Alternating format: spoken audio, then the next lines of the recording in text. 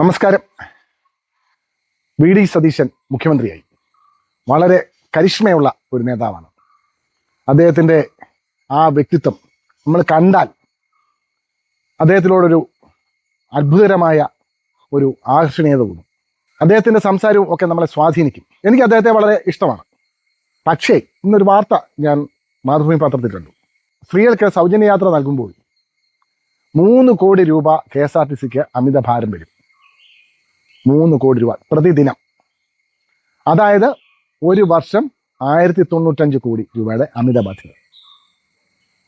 ഇത് നമ്മുടെ കേരള സംസ്ഥാനം താങ്ങുമോ ഇല്ലയോ? ഇതിനെപ്പറ്റി ഞാൻ നേരത്തെ ഒരു വീഡിയോ ഇട്ടിരുന്നു.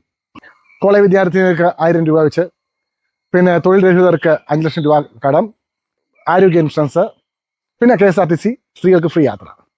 ഈ KSRTC ഫ്രീ യാത്ര പ്രായോഗികമാകുമോ ഇല്ലയോ കണ്ടറിയാം. വി.ഡി. സതീശൻ നല്ല ഉഗ്രൻ നേതാവാണ്. നല്ല കാര്യപ്രാപ്തിയുള്ള നേതാവാണ്. ആർജവമുള്ള നേതാവാണ്. വളരെ ധൈര്യവും സ്ഥൈര്യമുള്ള നേതാവാണ്. വാക്ക് പറഞ്ഞാൽ പാലിക്കുന്ന നേതാവാണ്. പക്ഷെ അദ്ദേഹത്തിൻ്റെ ഈ ഗുണങ്ങൾ കൊണ്ടൊന്നും നമ്മുടെ കേരള സംസ്ഥാനത്തിൻ്റെ സാമ്പത്തിക സ്ഥിതി മാറില്ല. അദ്ദേഹം ഈ പ്രോമിസുകൾ വാരിക്കോരി കൊടുക്കുന്നതിന് മുമ്പായി കേരളം മാറ്റാനുള്ള നടപടികൾ സ്വീകരിക്കും. ഇവിടെ ടൂറിസം വരണം, ഇവിടെ വ്യവസായം വരണം, ഇവിടെ ഏകജാലകമായി പല കാര്യങ്ങളും ചെയ്യാൻ വേണ്ടിയുള്ള നടപടികൾ ഉണ്ടാവണം.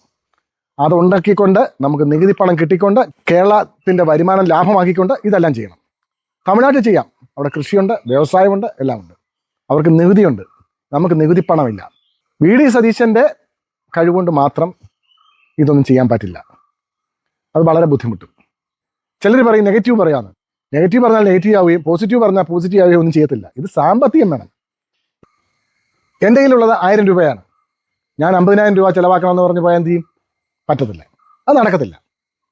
വേണേൽ 1500 2000 രൂപയാണെങ്കിൽ മറ്റുള്ളവർ കൈവായ്പ വാങ്ങിച്ചൊക്കെ ചെയ്യാം. 50,000 രൂപയുടെ എങ്ങനെ പറ്റും? പറ്റില്ല. ഇപ്പോഴത്തെ സ്ഥിതി അനുസരിച്ച് ഈ വാഗ്ദാനങ്ങളൊക്കെ നടത്തി കൊണ്ടുവരണമെന്നുണ്ടെങ്കിൽ വളരെ ബുദ്ധിമുട്ടാണ്. എന്തായാലും നടക്കട്ടെ, നമുക്ക് കാത്തിരുന്ന് കാണാം.